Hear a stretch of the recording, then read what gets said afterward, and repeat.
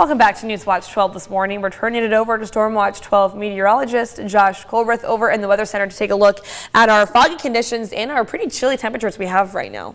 Yes, very chilly out there. Probably the coldest morning we've seen thus far this season, and because it's so cold, we're seeing some cold air drain into the valleys, and that's what you're seeing right here. Is we're tracking some pretty thick fog and some higher elevations this morning, but technically for Medford and for Grants Pass, we have perfect visibility, but that is not the case up towards Sexton Summit. So if you're going to be commuting from Grants Pass up to Roseburg, you just got to take it slow and use the low beams when you do run into some of those patchy areas of fog. Temperatures this morning very cold to the east of the Cascades and in Siskiyou County, as most of us are in the 20s. So in these areas, in addition to multiple layers, you would also need an ice scraper, and then you'll probably want to layer up within the Rogue Valley and along the coast, but this is just a little bit too warm to have any ice on the exterior of the windshield.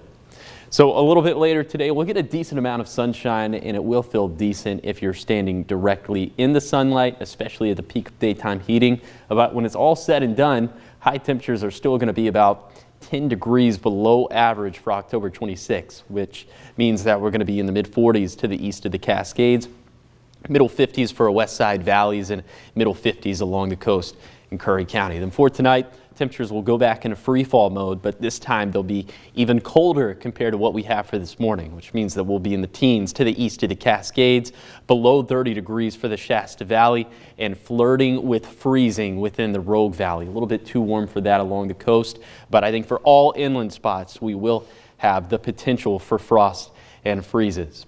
We have a freeze warning actually in place for all of the inland valleys, all of the inland west side valleys, and then we have a frost advisory that's in place for northern Curry County. This runs from 2 in the morning to 9 in the morning for Friday, and then we're just going to run it back for Saturday as we have freeze watches in place for the same areas. So for both nights, you have to protect the outdoor pets, the plants, and the plumbing.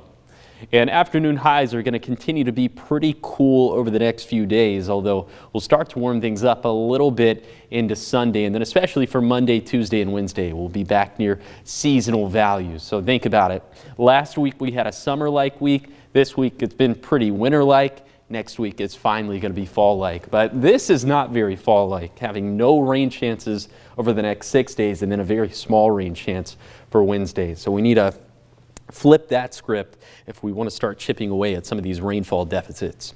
Here is the 7-day forecast along the coast, keeping it dry through Tuesday, and then we do have that chance for showers on Wednesday. For Siskiyou County, very cold mornings over the next 7 days. It's looking like for each one of those mornings will be either at or below freezing, or at the very least very close to freezing.